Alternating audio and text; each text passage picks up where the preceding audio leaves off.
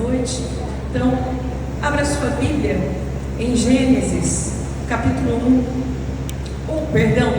4, dos versos 1 ao 8. Amém?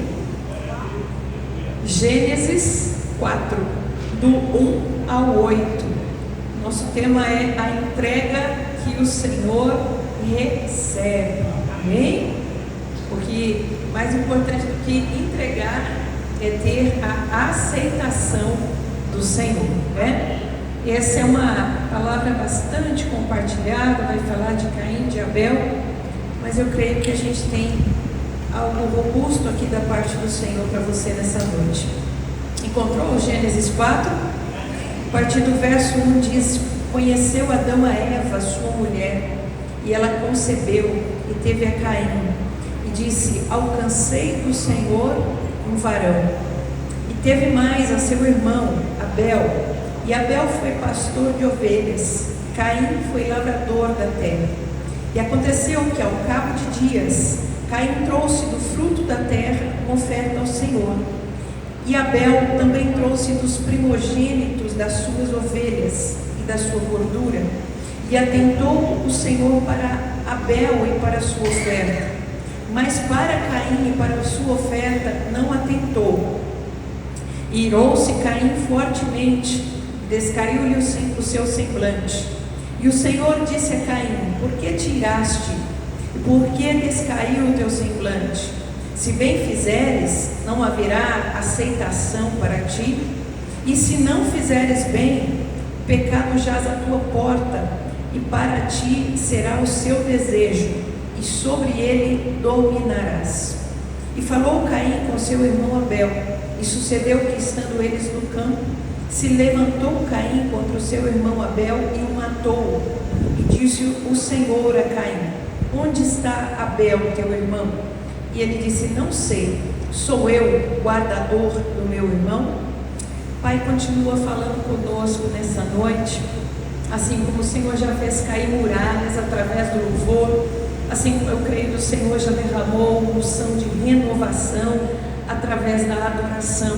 Que a tua palavra agora encontre guarida em cada coração, e que o Senhor possa trazer o toque da transformação, pois eu sei que o Senhor aqui nos chamou para nos elevar, para nos fazer crescer na tua presença e sobretudo na comunhão contigo.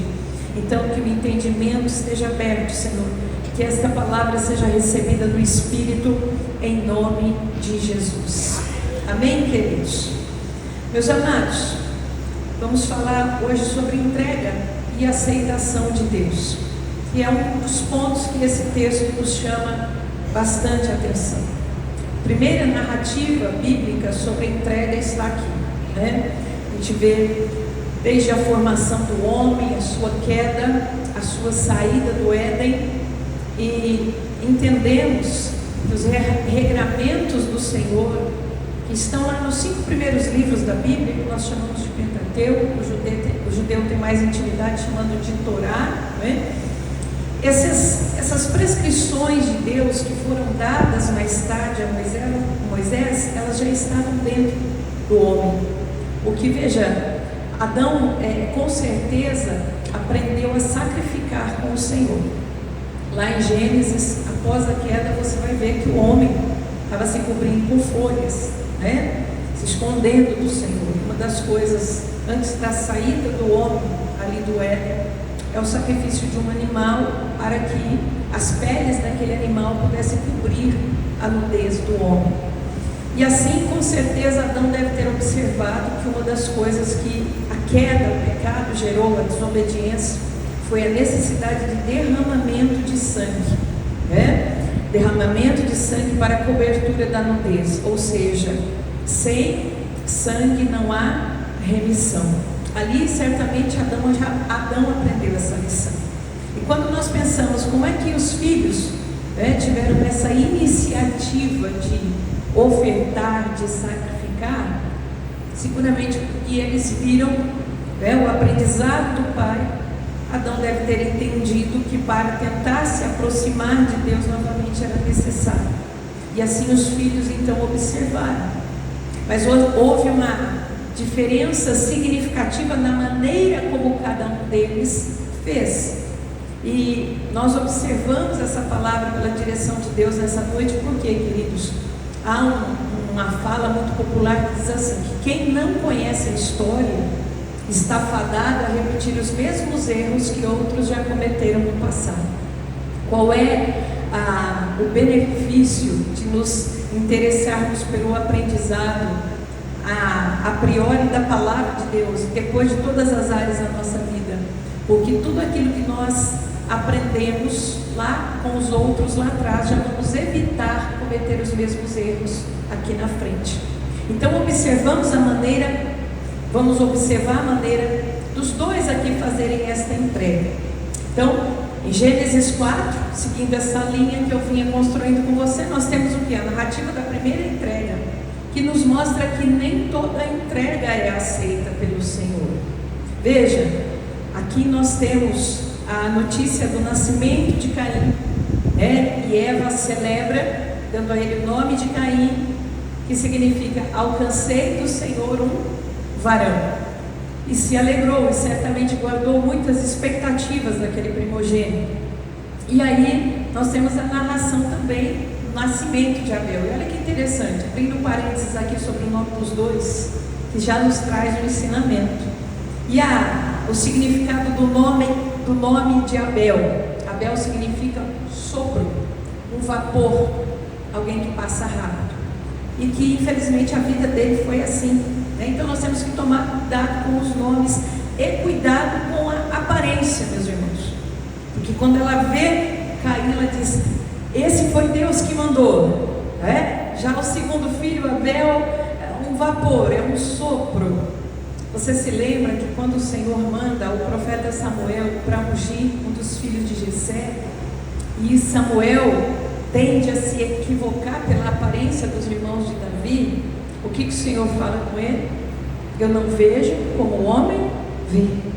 O homem enxerga a aparência, mas eu o interior. Então, uma das primeiras lições aqui, abrindo só esse parênteses, é isso. Cuidar da aparência, porque a aparência pode trazer um engano, e nós vamos ver inclusive aqui, que a gente tem outros detalhes sobre a questão da aparência externa para observar.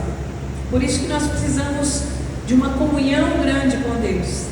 Quando nós estamos em comunhão com Ele, há um discernimento das coisas, há uma direção de como fazer, há um alerta quando existe algum tipo de engano.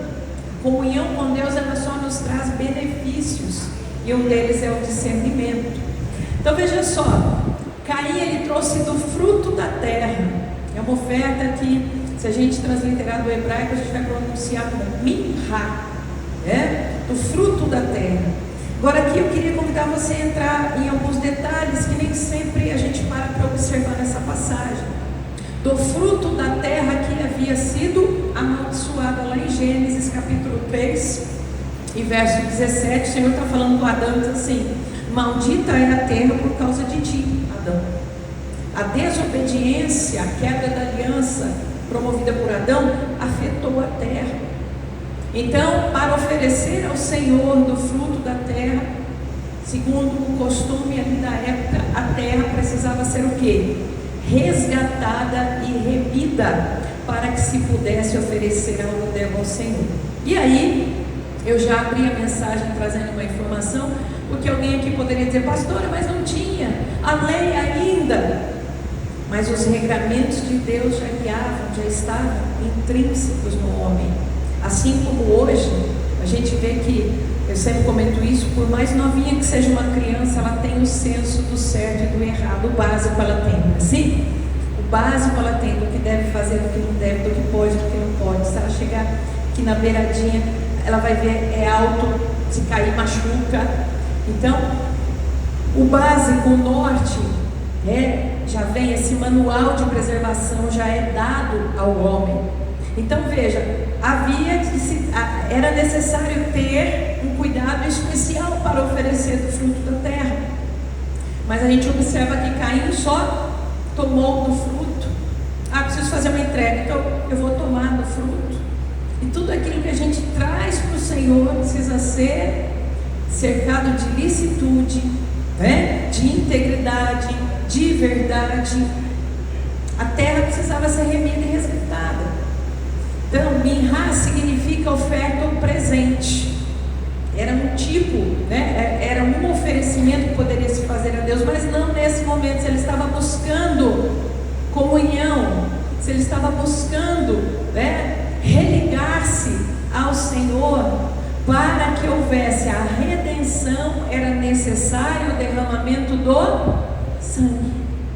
Então aqui a gente já vê algumas peculiaridades na entrega que Caim fez. Uma entrega desatenta, uma entrega sobre a qual ele não colocou atenção. O que a gente vê aqui? O que temos na oferta de Caim? Nós temos distração, porque ele toma do fruto da terra, né? E na verdade, sem o resgate, sem a remissão, ele traz do fruto da profanação da terra. O que mais que a gente vê? Um certo relaxo, sabe por quê? A Bíblia diz que ele vem ao cabo de dias. O que Abel ofereceu? Dos primogênitos. Se era dos primogênitos, era primícias. Ele chega ao cabo de dias para trazer a sua oferta. E quando a gente fala de relaxo, a gente lembra de Jeremias, capítulo 48, e o verso 10, em algumas traduções vai dizer exatamente assim: maldito todo aquele que fizer a obra de Deus relaxadamente. Quando a gente fala de entrega, gente, eu gostaria que você nessa noite ampliasse, pensasse em toda a entrega. É bem verdade que hoje nós fazemos a entrega da primícia, que você já sabe o que é a primícia. No momento de celebrar o Senhor com as nossas sementes, a gente entrega o dízimo, a oferta. Mas olha, o que você acabou de entregar para Deus antes da palavra foi um louvor. É uma entrega, sabia disso? Agora, você está entregando a sua atenção para receber a palavra de Deus.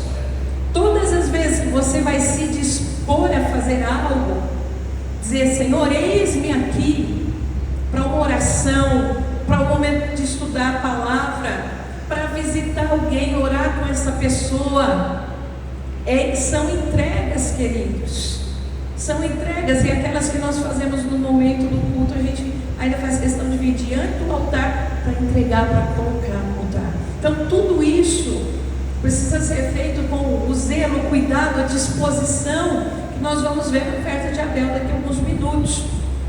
Mas ainda vendo a entrega de Caim, nós vamos ter um exemplo do que? A entrega daquilo que dá. O que Caim fez? A entrega do que dá, quando der e se puder, né? São três características que nós devemos parar para pensar se isso não ocorre no dia a dia, se você não é tentado fazer isso no dia a dia. Entrega lá o que dá. Hoje para ir na igreja tem que fazer muito sacrifício. Vai ser muito apertado. Vai ficar muito cansativo. Então não dá. Hoje está um dia legal, hoje dá. Hoje eu vou porque hoje dá. Vamos lá? Não, quando der. Quando estiver tranquilo, quando ficar mais fácil. Se eu puder. Isso não é só no âmbito financeiro. Veja que se você não conhece a história de Caim, você pode errar da mesma maneira como ele errou. Queridos, desde que o mundo é um desafio para vir para a igreja. Ou não é? Os irmãos que são mais antigos aqui.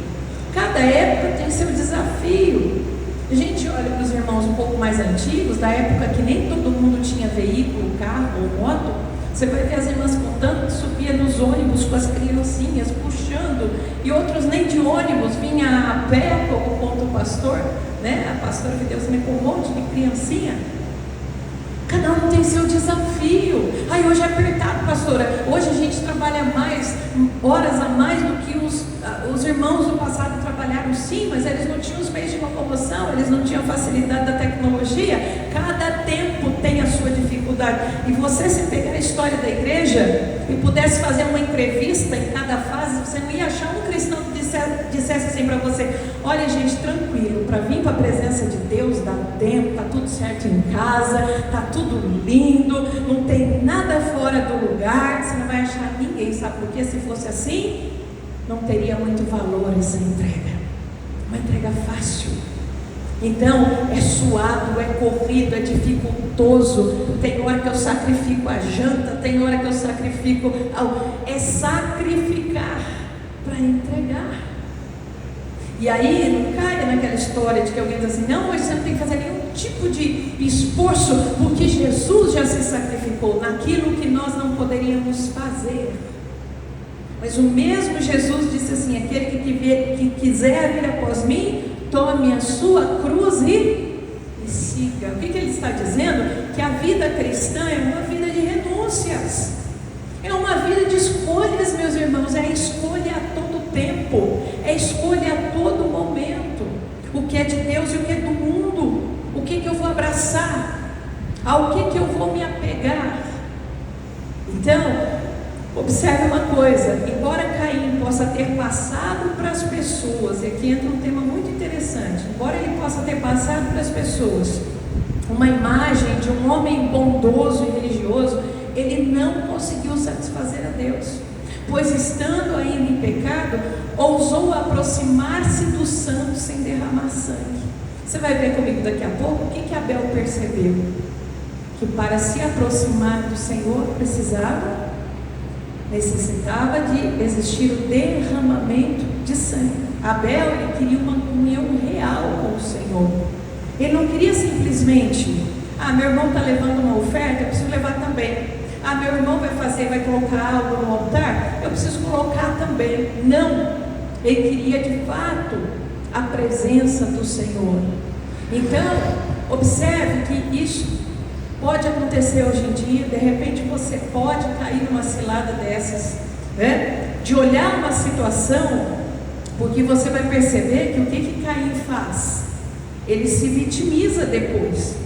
Você pode olhar uma situação de alguém questionando a Deus assim: mas eu faço tudo certo, mas eu procuro cumprir tudo direitinho, por que Deus me deixa passar por isso? Já ouviu alguém fazendo uma pergunta assim? Né? Por quê? E olha, se você não estiver firmado na palavra, você vai falar: ai Deus, é mesmo, coitado. Por quê? Então, observe uma coisa: aparentemente Caim estava disposto a tomar uma posição de dependência, entre aspas, porém sem confessar que era pecador e culpado de morte. Ou seja, ele não reconhecia a sua condição, e com isso ele não reconhecia que ele poderia ser salvo apenas pelo sacrifício de um substituto. Aqui nós já vemos a palavra de Deus apontando para Jesus: sangue derramado, um animal sacrificado, um cordeiro sacrificado. Isso já apontava para Jesus. Faltava ainda milênios para ele vir, mas aqui o Senhor já estava anunciando isso, já estava ensinando o seu povo. E hoje, quando a gente fala em remissão, redenção de pecados, né? Quando você leva a palavra para alguém e você vê aquela pessoa carregando um fardo tão pesado, o que você fala para ela? Olha, vem, vamos depositar esse fardo na cruz, você vai receber Jesus. Agora imagine se você fizesse como um Caim, começasse a dar uma série de caminhos para essa pessoa sem falar de Jesus. É mais ou menos isso, sem derramamento de sangue. E um detalhe, meus irmãos, repetindo de novo para vocês: aquele que não conhece a história está fadado a repetir os erros do passado, porque ele não conhece. Essa mesma teoria, ela volta à baila nos dias de hoje. Ela volta com outra roupagem. O que o Caim estava fazendo? Pegando o fruto da terra, levando um fruto de profanação para entregar para o Senhor, e sem nenhuma consciência, sem nenhum reconhecimento de que eu sou pecador. Nós, os homens, nos afastamos de Deus, precisamos de sangue derramado para se aproximar de novo. Esse era o pensamento dele: basta colocar no altar, pronto, e acabou. E como é que essa teoria hoje ela está aqui em voga nos nossos dias? Hoje ela se traduz naquela fala: Deus te ama como você está, não precisa mudar nada, não precisa transformar. Os seus pecados, Deus entende as suas fraquezas. E o que a gente faz com Romanos capítulo 12, verso 2? Tira fora. Porque Romanos capítulo 12, verso 2, assim como muitos outros versículos, mas Romanos é muito claro, então vamos usar esse versículo. Diz assim: não vos conformeis com esse mundo, mas transformai-vos pela renovação do vosso conhecimento. Opa, se precisa ter transformação, Deus não entende. Deus não entende que o homem esteja caído pelo pecado, sendo corroído, sendo destruído, engolido pelas suas fraquezas, enquanto Ele, Deus, tem poder de transformação, enquanto Ele está chamando para uma nova vida. O que Jesus falou para Nicodemos? É necessário nascer de novo. Você imagina se Deus vai olhar e falar assim: não, vocês estão fadados a isso mesmo, é desse jeito porque o homem caiu. Não, isso é totalmente contrário à palavra de Deus. E essa teoria, meus irmãos, ela tem até um nome. Isso nada mais é do que a teoria do universalismo. Tem um filme, Caminho da Fé, explica isso. A história de um pastor que pregava a palavra, que trazia uma palavra que confrontava para as pessoas terem transformação, e ele começou a ter dificuldade, porque as pessoas começaram a ir embora da igreja e de repente ele vai num evento e é apresentado para ele a teoria do universalismo. O que diz essa teoria? Jesus morreu por todos. Eles pegam aquele versículo: porque Deus amou o mundo de tal maneira que deu o seu Filho amado, para que todo aquele que nele crê, não pereça. Mas aqui nós entendemos, João 3,16, nós entendemos que está conectado com João 1,12. Mas a todos quantos o receberam, deu-lhes o poder de serem feitos filhos de Deus. A teoria do universalismo pega João 3,16 e fala: Jesus morreu por todos, até por quem nunca ouviu, todo mundo vai para o céu. Não precisa aceitar Jesus, não precisa mudar nada. Irmãos, essas são as raízes. Você escuta isso por aí, você fala: ai, que coisa romântica, que coisa bonita, ai, que coisa agradável essa teoria, né? Ela é velha, ela é antiga. E você sabe o que o filme mostra? Aquele pastor tinha até corrigido algumas pessoas para tentar trazer para o caminho, e elas tinham ido embora, mas quando ele volta com essa teoria, ele diz: gente, mudou tudo, esquece tudo que eu falei. Olha, não é necessário nada daquilo, está tudo liberado, está tudo certo, porque Jesus já morreu por todo mundo mesmo, então não tem obediência, não tem. E volta todo mundo, irmãos. E a igreja deve ficar transbordando, e ele fica feliz, achando que Deus está dirigindo aquilo. E ali, para quem entende bem, no fim do filme, eu pelo menos me entristeci, porque não só a igreja se perdeu, como o próprio líder. Então não é algo novo. É algo que já pairava um ambiente ali na mente de Caim. Depois você vai ver na história da igreja essa teoria entrando, né, e conquistando muitas pessoas, porque traz uma facilidade muito grande. E hoje, de outra maneira, disfarçada de um amor que não corrige, um amor que não dá direção, muitas pessoas estão tomando um caminho equivocado. A oferta de Caim nos mostra o modelo completo, irmãos, daquilo que não se deve fazer. Há uma guerra espiritual no momento da entrega muito grande. Há uma guerra muito grande. É fácil de você vir para o culto a nível de batalha, né? Dia que tem mais batalha, dia que tem menos, mas sempre tem, não é verdade? Às vezes até uma coisa simples, que parece ser comum, você não sei, deu um sono, um cansaço, né? Isso é um fisiológico, porque eu estou fazendo muitas coisas, mas depois do horário passou, pronto, dá um despertamento, aí você começa a perceber que não é meramente fisiológico. Veja você, quando Caim faz essa entrega toda equivocada e bagunçada, Gênesis capítulo 4, verso 7, olha que interessante. O Senhor, Ele não abandona Caim, Ele não diz simplesmente: eu não vou receber e você fez tudo errado. Não. O Senhor fala com Caim, diz assim: se bem fizeres, não é certo que você será aceito. Caim, pense bem, se você fizer corretamente, se você atentar, observar, você vai ser aceito. Se não fizeres bem, vem um alerta: o pecado jaz à porta, e sobre ti o seu desejo, mas sobre ele você deve dominar. Olha como Deus é um pai amoroso. Falando de amor, olha como que o amor age. O Senhor está dizendo: eu não vou aceitar, mas se você se consertar, quebrantar, arrepender, você será aceito. E tem um detalhe, Caim: o pecado está à porta, como aquele leão que quer tragar. Ele está ali com toda a sede, com toda a ânsia de vir sobre você, mas sobre ele você deve dominar. Olha que interessante, mesmo caído, se o homem tomar consciência, se quebrantar e se arrepender, ele terá domínio sobre o pecado, né? Então, irmãos, não tem aquela coisa assim: não, mas eu estava tão fraco, o pecado me levou.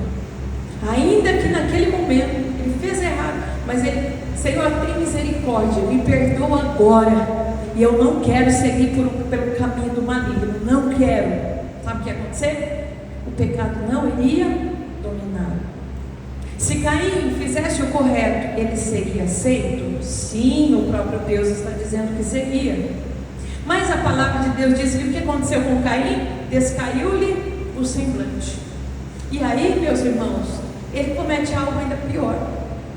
Caim cometeu o pavoroso pecado de julgar o Criador. Preste atenção que isso é muito comum também. Vou conectar aquilo que eu te falei aqui agora há pouquinho. Ele julgou o Criador e despejou toda a sua raiva, porque Deus foi justo no seu comportamento. Veja, o oferta que ele fez, o que ele trouxe? Da profanação do fruto da terra. Ao cabo de dias, sem derramamento de sangue. Tem alguma coisa correta aqui? Não. Agora vem Abel, com todo o cuidado que a gente vai ver, mas adiantando para você: traz os primogênitos, traz um animal, imola, derrama o sangue, e é aceito. O que é isso? Justiça de Deus. Imagine você, como é que ficaria a palavra se Deus falasse: não, vou aceitar dos dois, porque eu sou bonzinho, então tudo bem, poderia até passar um ar de bonzinho, porém ele estaria quebrando os seus próprios preceitos, e Deus não faz isso. E o que é pior, meus irmãos, estaria reforçando a índole má de Caim para continuar fazendo errado. O pai disciplina aquele que ama. Quando o pai nos corrige, é porque ele sabe que sem correção a gente continua no caminho errado, que vai doer, a gente vai se machucar, a gente vai se quebrar. O pai não quer esse futuro para os seus filhos.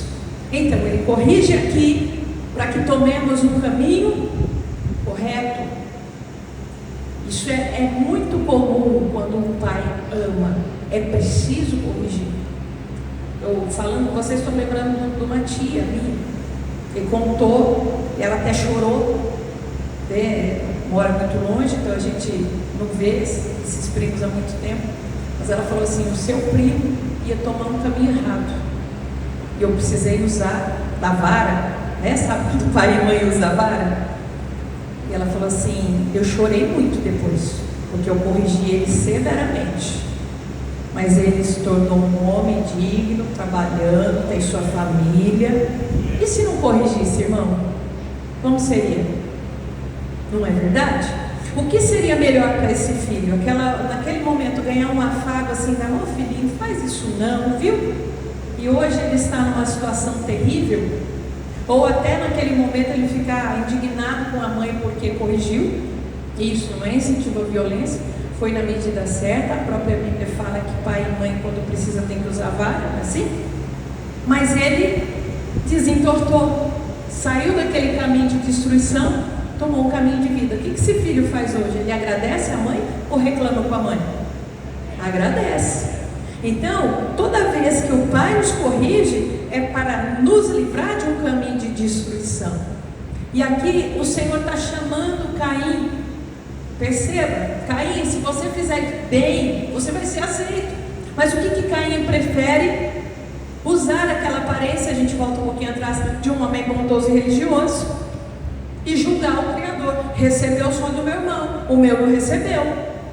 Qual que é o problema? problema? Por que Deus faz isso comigo? Então tome cuidado com duas coisas. A primeira, quando o inimigo ou a sua mente, a sua alma fala isso para você. Olha aí que injustiça com você, olha só isso com você. Isso é para trazer indignação. E Caim, ele se encheu dessa indignação. Segundo ponto, cuidado. Alguém vem e começa a murmurar assim com você, dizer: olha que Deus não está sendo justo comigo, porque olha, a pessoa vai se mostrar bondosa e religiosa, e às vezes no entendimento dela mesma, ela está assim. O que nós precisamos fazer? Interceder por essa pessoa, não entrar na indignação dela, interceder por ela. Meu irmão, Deus é justo, vamos orar, vamos ver o que está acontecendo, vamos ver se isso é uma prova, vamos ver se houve alguma brecha por onde o inimigo está entrando, porque Deus é justo.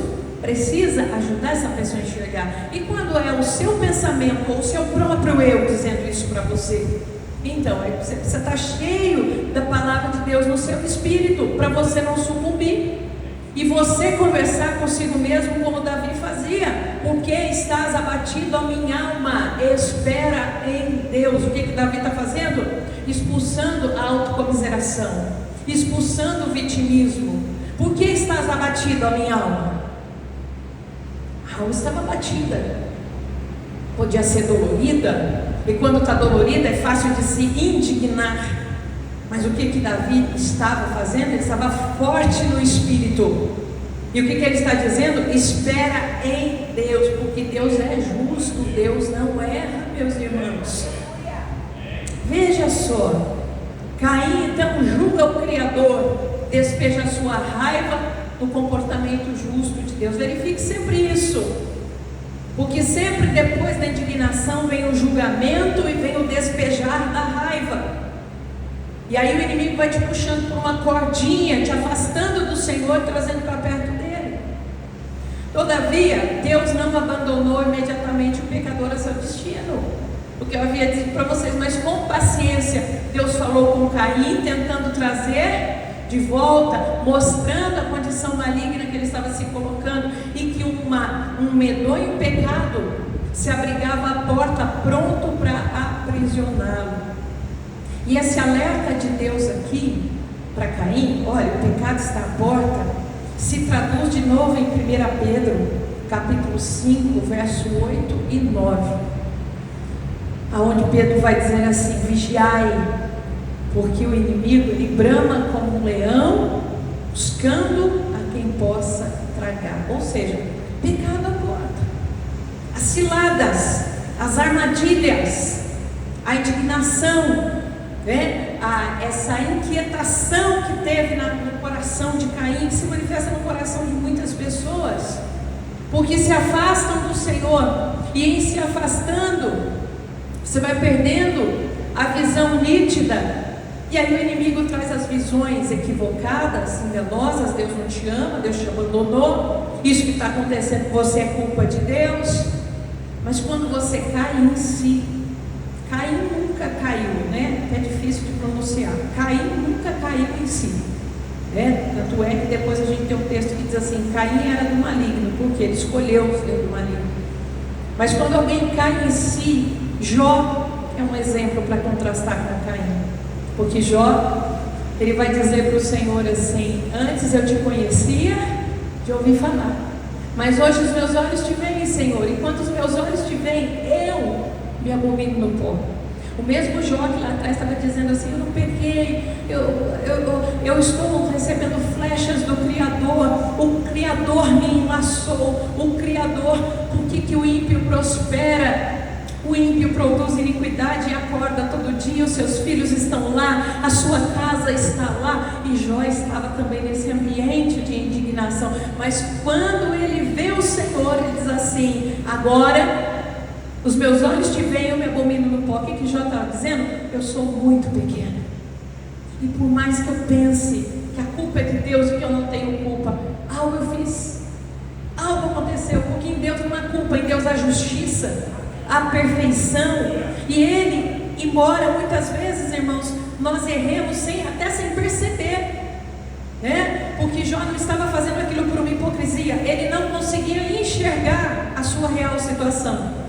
Então, muitas vezes, Deus nos vê tão pequeninos. O que Ele faz? Ele fez com Caim: olha, estou te dando a mão. Se você quebrantar, se você arrepender, eu vou consertar. Há futuro para você. Mas só para quem tem esse impacto, como o pessoal gosta de dizer hoje, essa chave que vira. O problema está em alguma coisa, em algum caminho, em alguma forma, em alguma atitude. E aí o que você faz? Você clama ao Criador, e Ele que é amor, Ele está esperando só esse clamor para te mostrar ali, ó, vamos mudar aqui, vamos consertar ali, porque eu quero conceder o projeto, porque eu quero que você tenha um 2026 diferente, porque eu quero que você seja abençoado, bem sucedido, a sua casa seja alcançada. Quebrantamento é a chave, meus irmãos. Mas Caim não atentava para isso, não dava ouvidos. E quantos estão nesta mesma condição, fazendo a entrega como se fosse um amuleto da sorte? Ah, tá bom, lá na igreja falou que tem que fazer, tá, então eu vou fazer direitinho, pronto, fiz, e agora? Ah, nada aconteceu. Não discernindo o tempo de Deus, o cuidado de Deus. É uma frase que muito se fala hoje, e ela também é muito verdadeira. Às vezes, você tem um alvo, né? Você tem uma meta, um objetivo, você quer chegar lá. E o caminho para você chegar lá, e você fala assim: quando eu chegar lá, olha aquele pódio, que lindo, ai, vai ser maravilhoso quando eu chegar lá. Mas o caminho para você chegar lá é tão belo quanto o pódio, só que você quer pular o caminho, quer chegar sem passar por esse caminho. E é no caminho que você vai aprender, talvez vai sofrer um pouco, para aprender a valorizar quando chegou lá. Porque a gente só valoriza o que a gente conquista. Quantas vezes você vai lembrar de caso de um amigo, de um conhecido, de alguém que ganhou algo de valor, assim, ó, de mão beijada de alguém. E da mesma maneira como aquela pessoa ganhou, ela perdeu. Porque ela não sabia o custo da conquista. Isso é muito importante, meus irmãos. Então, o caminho que nós temos que trilhar é onde Deus vai nos ensinar, é onde Ele vai nos abrigar, é onde nós teremos experiência com Ele. Quando chegarmos lá, vamos saber valorizar aquele propósito, aquele projeto. Então, a entrega não é um amuleto. Os caminhos que a palavra de Deus nos dá não são como ritos, simplesmente um ritual. Ai, pronto, já fiz, e agora? Quando é que eu chego lá?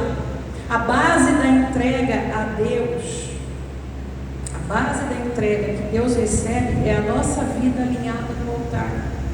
Ó, Caim nem se atentou que precisava do derramamento de sangue. Como é que Abel sabia? Ele estava ligado no Senhor.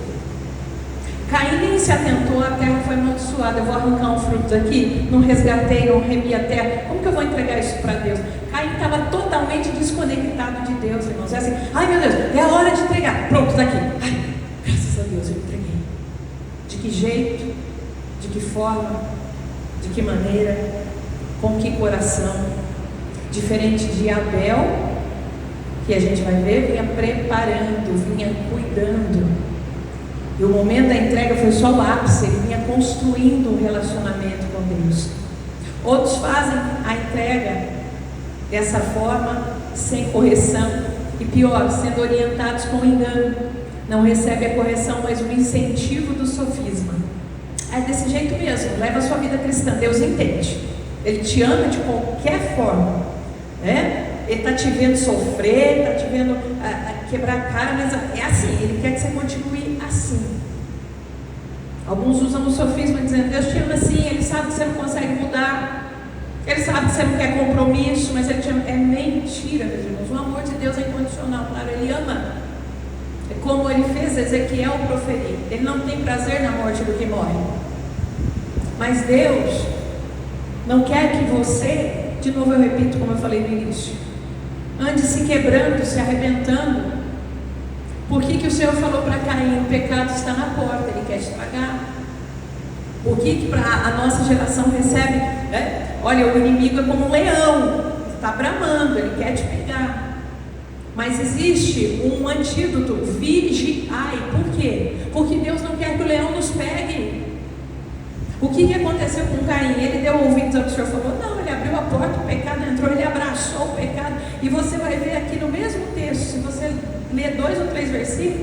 O que o Senhor falou para ele? Você vai ser errante na terra.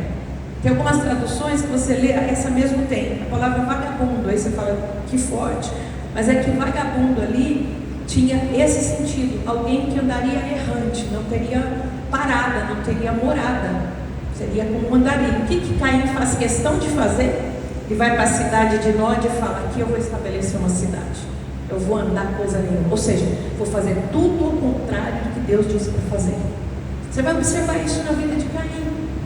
Então, é necessário que tenhamos, queridos, esse filtro de Deus, de reconhecer a vontade de Deus, a palavra de Deus, aquilo que te empurra cada vez mais para baixo, cada vez mais para o pecado, cada vez mais para uma vida toda detonada. Isso não é de Deus.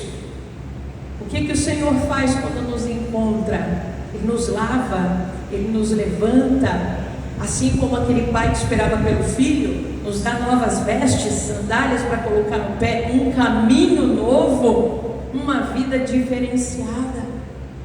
O pecado jaz à porta. Que pecado era aquele que aguardava o Caim? Aquele pecado que o aguardava para o futuro, mas principalmente o pecado do presente. O que nós identificamos aqui na maneira de Caim proceder com Deus? Distração, estava desconectado, estava ali, mas não estava ali. Relaxo, atraso, porque ele chega ao cabo de dias. Tome cuidado com isso em tudo na sua vida, queridos.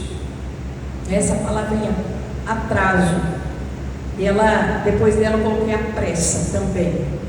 Por quê? Porque o atraso nos atrasa em tudo. Em tudo.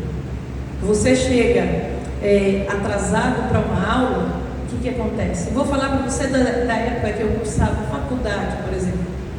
Sempre dormia de madrugada. A primeira aula era 7 horas da manhã. E às vezes eu chegava atrasado. Sabe o que aconteceu comigo? Não entendia nada, porque eu perdi toda a introdução da aula. E eu poderia, se eu tivesse um pouquinho mais de tempo, um pouco menos de atividade, sair da faculdade e passar no primeiro exame de ordem? Sim, mas eu gastei um tempinho para refazer tudo que eu pulei, por causa dos atrasos, por causa da pressa, porque eu tinha muito pouco tempo. Então, numa aula, num culto, deixa eu calcular aqui, eu vou chegar, o louvor termina 8h20, aí que é a palavra. Irmãos, olha essa entrega, como é que está sendo feita. Eu estou pulando o louvor. O que é o louvor? O que é o louvor? Adoração, gente.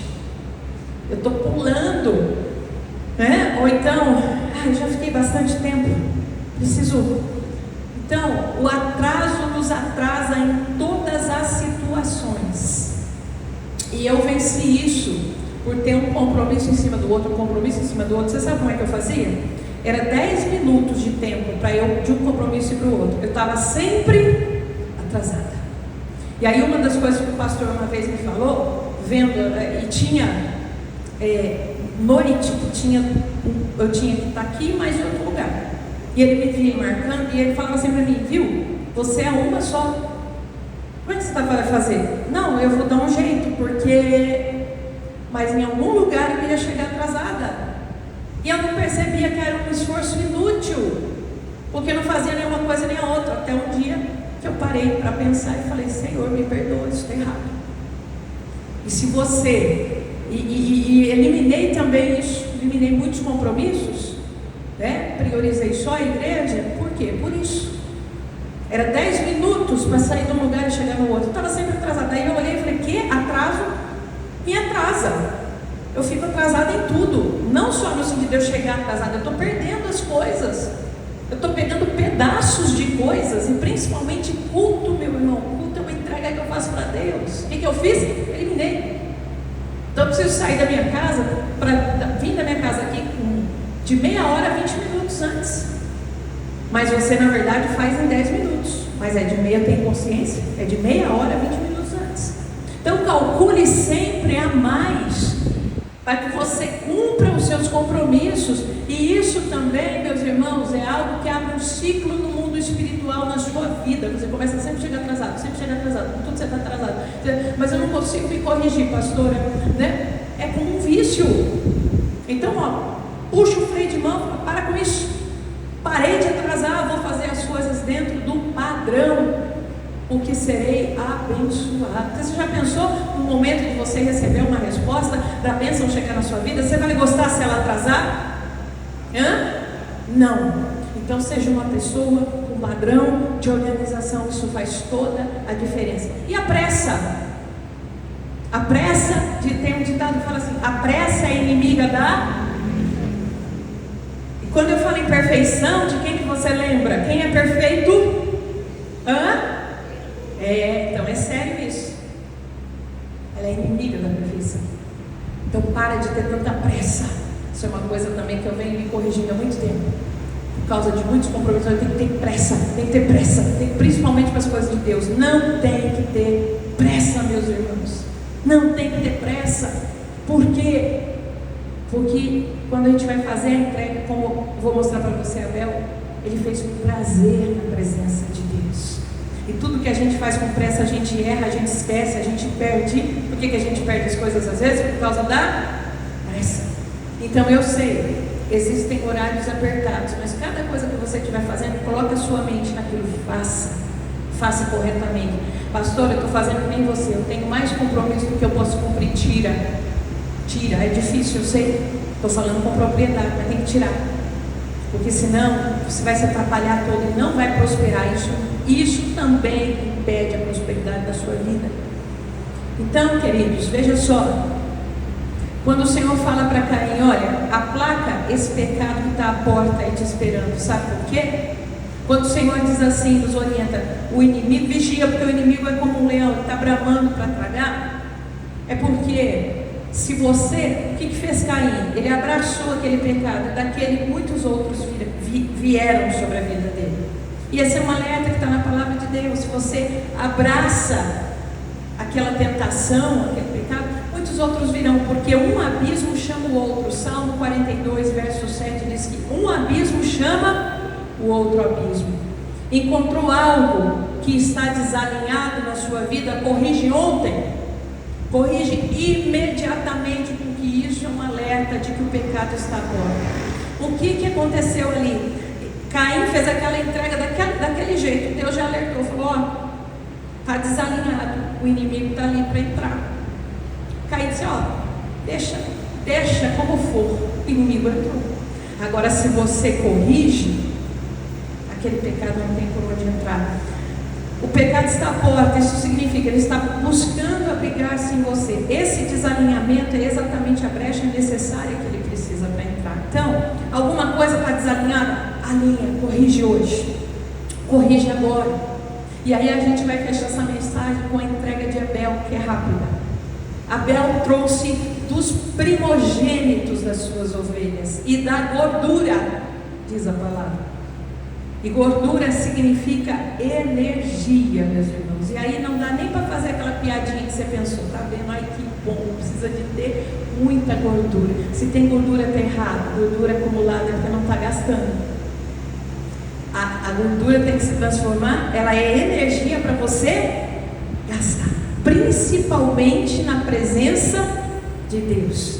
Então, Abel traz o que? Dos primogênitos, e a Bíblia faz questão de dizer, da gordura também, da primogenitura, o que era primícia, e de tudo que ele tinha, meus irmãos. Não sabemos quanto que tinha o rebanho de Abel, mas todo primogênito, ele analisou, ele avaliou, para trazer para o Senhor.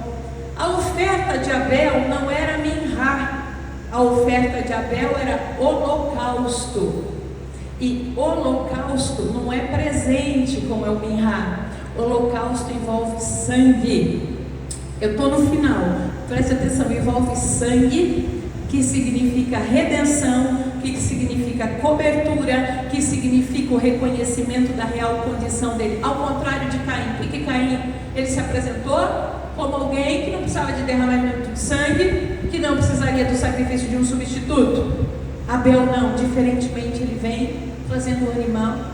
Ele queria, de fato, ele tinha um real desejo de aproximação com Deus. Por isso ele trouxe o animal, dizendo: Senhor, eu sei que sou um pecador, mas tenha misericórdia de mim. Que este sangue derramado proporcione um instante na tua presença. E aqui nós temos Hebreus capítulo 9, verso 22, que vai dizer, que eu já citei para você lá atrás: sem derramamento de sangue não há remissão de pecados.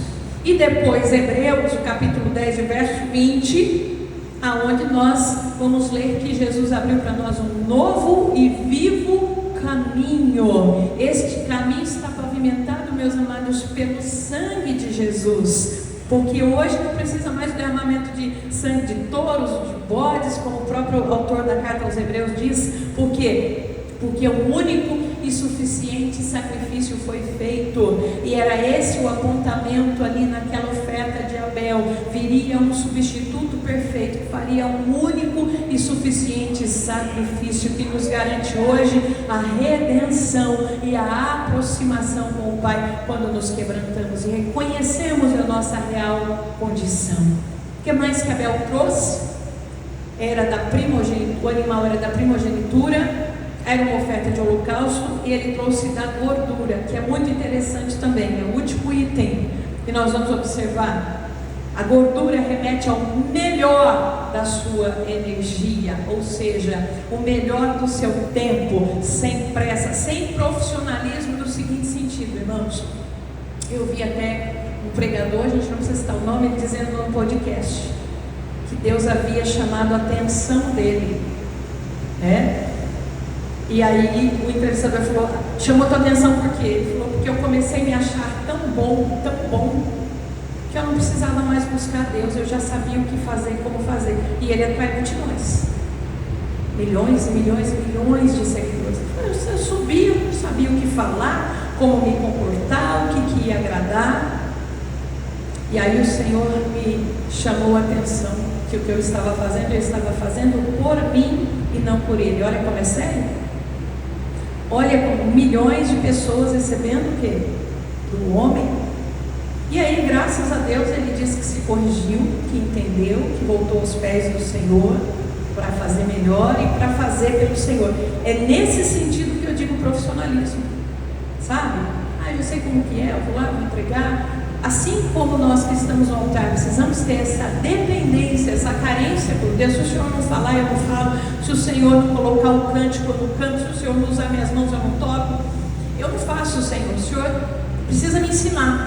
Assim também, irmãos, para participar do culto, sabe? Vem com a expectativa em Deus, daquilo que Ele vai fazer, de como Ele vai fazer. Eu já sei como que funciona, eu já sei o que vai acontecer, eu já sei como me comportar. Não, sem profissionalismo. Olha uma coisa que a gente combate muito. Quando a gente fala de melhor da sua energia, tem que ser sem apatia, sem letargia, sem anemia espiritual. Quando você percebe que está vindo aquela indolência, assim, só que você sai em nome de Jesus, dá uma glória a Deus, não sei se mexe, né? Faça alguma coisa, cada um tem um jeito de se despertar, para que aquilo vá embora, porque isso é um combate à sua adoração, isso quer contaminar a sua entrega. É preciso que a entrega seja feita com oração, com dedicação integral. Essas são as marcas da entrega de Abel. Ele levou um animal, gente, isso significa, o animal envolve, olha quanta coisa: escolha, preparo, captura, forma de molar, a forma correta de oferecer, enfim, envolve uma dedicação. Se você fizer um comparativo, colher os frutos da terra dá algum trabalho? Algum trabalho, mas é bem diferente. Você escolher o animal que está apto, capturar este animal, prepará-lo para apresentar a Deus, depois tinha maneiras de molar esse animal. Envolve, estou fechando como eu comecei, envolve renunciar, dá trabalho, tem que ter esforço. Então, sabe aquele dia que é difícil, que você luta contra a própria vontade, mas você vem para adorar? Esse dia a tua entrega está diferenciada. Por isso que se fosse, não, tudo bem, hoje tá legal. É uma entrega muito comum e às vezes até conveniente, gente. Então nós precisamos aprender a entregar o melhor a Deus sempre, em toda situação. Estou animado, eu estou a 1000 por hora, eu vou para a igreja, mas também naquele dia que está difícil, está em cima da hora, eu vou deixar de fazer uma coisa para mim, ou eu vou entregar para Deus.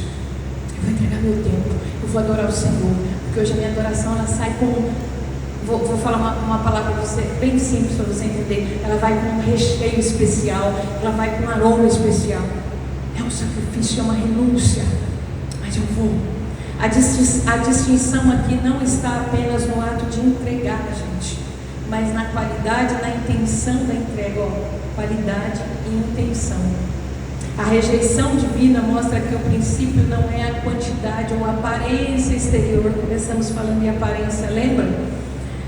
Mas sim o reconhecimento do sagrado através da consagração do melhor e da dedicação no ato de entregar. E aqui, uma das últimas colocações, você vai se lembrar quando eu ensinei sobre o dízimo. O que acontece? O dízimo, ele não é meu, ele é do Senhor. Então, quando ele está em minhas mãos, eu olho e falo, esse é o sagrado, eu separo para o Senhor. É o reconhecimento do que é sagrado. A primícia, ela está aqui, mas ela é sagrada, eu separei para o Senhor. Assim como o meu tempo, assim tudo que eu vou fazer. Esse tempo, esse domingo à noite, esse momento que eu estou aqui, é sagrado, eu separei, eu entrego para o Senhor. Eu não vou me gastar com... Lembra quando a gente ensinou sobre oferta também? Preciso agora cuidar das coisas seculares, porque o pecado exige que o homem e que a mulher, para você entender, né, ganhe o pão com o suor do rosto. Então eu não posso dedicar todo o meu tempo ao Senhor, como foi o plano perfeito. Então eu trago aqui da minha energia, da minha gordura, do meu suor, coloco no altar, faço a entrega. É nesse sentido, é o reconhecimento, esse tempo é sagrado, eu vou entregar para o Senhor. E a disposição e o prazer na presença de Deus. Então, meus amados, isso é muito importante. Isso diferenciou, que às vezes as pessoas têm muita curiosidade, né? E recebem uma resposta muito simplista. Por que Deus não recebeu oferta de Caim?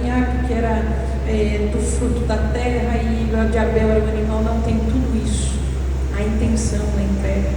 Então, pense muito, né, tudo que você for fazer, porque se a gente bobear, a gente acaba deixando a entrega só da conveniência, daquilo que está fácil para a gente, daquilo que está viável para a gente, e tudo que fica um pouquinho mais difícil, tudo que não é tão viável, não, aí não dá, eu não vou fazer.